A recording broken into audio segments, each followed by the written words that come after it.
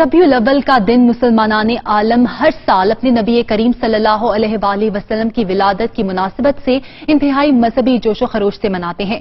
Spain में भी Muslim community ने जुलूस का इनेकाद किया, जिसका अहवाल जानते हैं कमर फारूक से।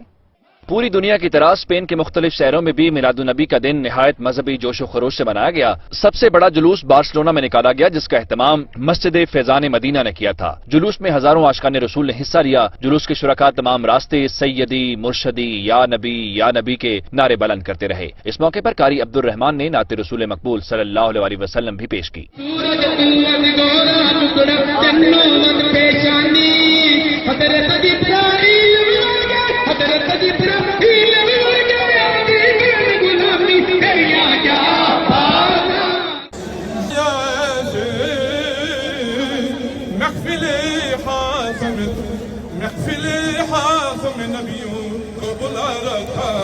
सरकार की आमद, मरहबा, आका की आमद, मरहबा। मुकर्रिरीन ने खिताब करते हुए कहा कि हुब्बे रसूल ऐन ईमान है। कुरान करीम की कई आयात और मुतादिद अहादीस मुबारका से अतात व उसवा रसूल की अहमियत व फजीलत मालूम होती है। उलमा किराम ने कहा कि इश्क व रसूल ही मरकज इत्तेहाद अमन की बुनियाद है। तमाम मकातिब फिक्र इंतशार नहीं, अमन व प्यार का रास्ता अपनाएं।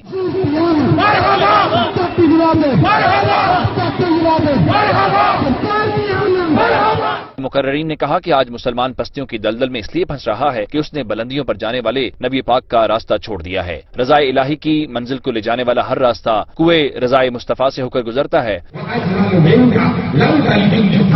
कि आप जैसा खूबसूरत जो है वो किसी माँ ने जना ही नहीं,